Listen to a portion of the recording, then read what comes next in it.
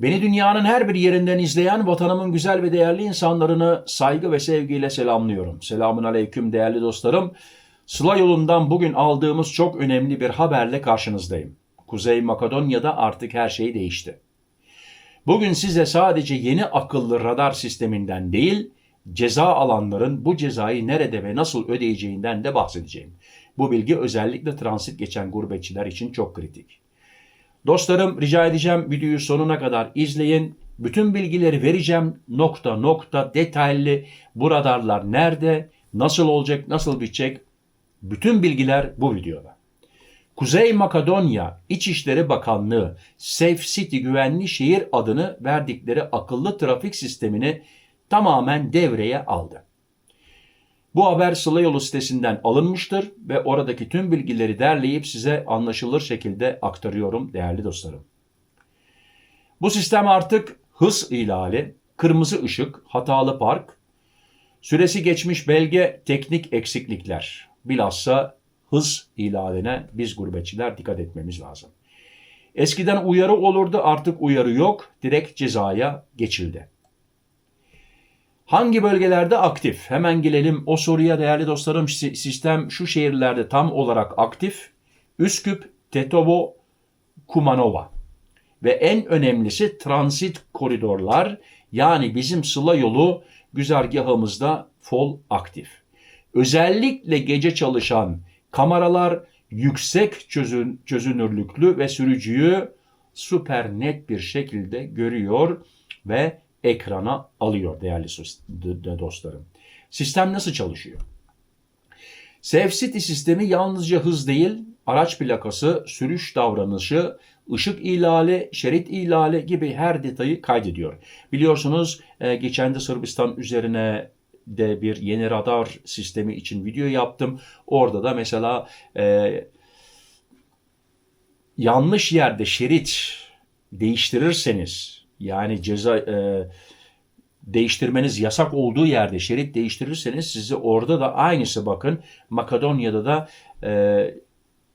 şerit değiştirme yasağı varsa, orada şerit değiştiriyorsanız sizi hemen ekrana alıyor ve ceza bekliyor. Nasıl ödenecek, nasıl olacak, hemen ona geliyorum. Yani radar kutusu sadece flash çakan bir kutu değil, komple bir akıllı kamera. Yani nasıl seni bir polis memuru böyle gözler takip eder, her şeyi not alır, bu da aynısını yapıyor. Kural ihlali olursa sistem görüntüyü hemen kaydediyor. Polis merkezinde operatör onaylıyor ve ceza işleniyor. Yani insan hatası yok, tamamen her şey full otomatik. Ve ilk sonuçlar şoka etti. Bakın, pilot uygulamada 12 saatte 65 bin ihlal tespit edildi. Yani 65 bin araç 12 saat içerisinde yakalandı. Bu bir pilot uygulaması. Yani Sıla yolu sezonunda neler olur neler biter bilmiyorum, bize bağlı. Hata yapmazsak hiçbir şey olmaz. Bu kadar kısa sürede bu kadar yüksek sayı sistemin ne kadar güçlü çalıştığını gösteriyor. Yani en ufak hatayı affetmiyor. Yetkililer amaçların sadece ceza yazmak değil, trafik kazalarını azaltmak olduğunu söylüyor. Tamam, o da doğru da kazaları azaltmak o da doğru.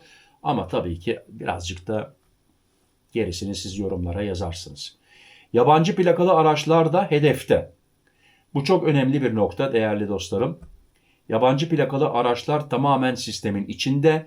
Yani hiç fark etmiyor. Bakın, Almanya, Fransa, İsviçre, Hollanda, Avusturya, Belçika, Danimarka, İsveç, İngiltere, nereden gelirsen gel, ihlal görünce sistem seni ayırmıyor.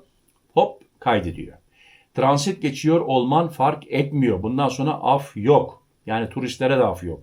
Hangi ihlaller en çok ceza getiriyor? En riskli 4 ihlal. Benim için, bana sorarsanız, bir tanesi. Ama ben 4'ünü de size bildireceğim. Hız sınırını aşmak. Bu en tehlikelisi. Kırmızı ışık ihlali.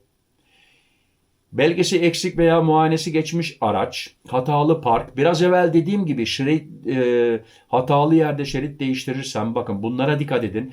Park edilmeyen yerlerde park ederseniz, şehir içlerinde de varmış bu radar kameraları, bunlara dikkat. Ama biz tabii ki pek şehirlerin içine girmediğimiz için en çok dikkat edeceğimiz nokta hız sınırı. Artık ne bileyim ama bundan böyle herhalde Sıla yoluna tempomatla gideceğiz. 130 ise 130, 140 ise 140, 100 ise 180 ise 80 tempomatla.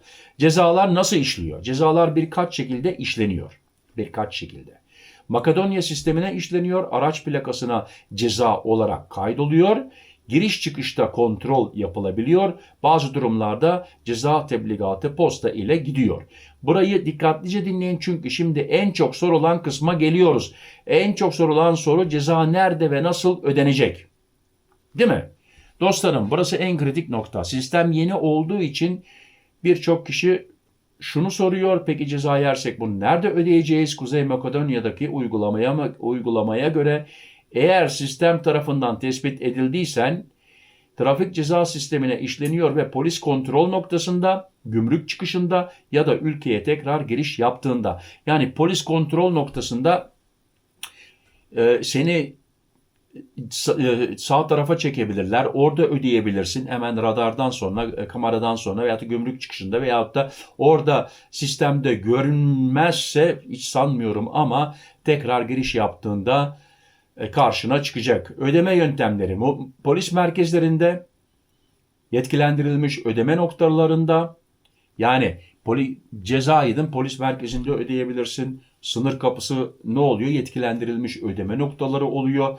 Ve bazı durumlarda online ödeme sistemi de mevcut. SafeCity ile entegre yapılmış. Eğer ceza işlendiyse ve ödemeden çıkış yapmaya çalışırsan çıkışta sistem seni durdurabiliyor. Yani kaçmana gerek yok. Çıkabilsen bile bir dahaki sefere ülkeye girerken gene karşına çıkacak. Bu yüzden Makedonya'dan geçerken kurallara tamamen dikkat etmek şart değerli dostlarım. Sıla yolundan geçenler için tavsiyelerim. 1. Hız sınırını, tabelalarını mutlaka takip edin. Bazen de ama değerli izleyiciler yani dostlarım bazen de insan dalgınlığa geliyor. Yani gidiyorsun 100 gidiyorsun bir an 80'e düşüyor. Yol yorgunluğu da var fark etmiyorsun. 100'den devam ediyorsun pat diye çekiyor seni. Önünde araba yok. Gece yol bomboş. 100'le gittin mi zaten yani bir tehlike görmüyorsun ama işte çekiyor. Buna dikkat. Özellikle şehir girişlerinde radarlar aşırı hassas. Bak şehir girişlerinde, tünel giriş çıkışlarında kırmızı ışığa yaklaşırken acele etmeyin. Kırmızı ışıklar da var bilhassa şehir içlerinde. Belgelerinizi kontrol edin diyeceğim ama zaten belgelerimizi kontrol ediyoruz. 10.4 biz Sıla yoluna gidiyoruz. 5.5 mümkünse navigasyondan varsa radar uygulamalarını açın. Yani ileride radar var diye gösterirse tabii ona göre de seni bir uyandırmış olur. Yani hop bak 100'den 80'e düştü ona göre yavaşla diye. Evet, bu bilgiler Sıla Yolu haber sitesinden derlenmiştir. En güncel resmi açıklamalardır. Ben de siz gurbetçi dostlarımızın ceza yemeden yolculuk yapması için bu videoyu sizlere özel olarak hazırladım değerli dostlarım. Eğer bu bilgiler faydalı olduysa beğenin, yorum yapın, videomu paylaşın ve ne diyorum yolunuz açık, sürüşünüz kazasız belasız olsun dostlarım. Yeni haberlerde görüşmek üzere. Sağlıcakla kalın, benimle kalın. Hoşça kalın. Murat.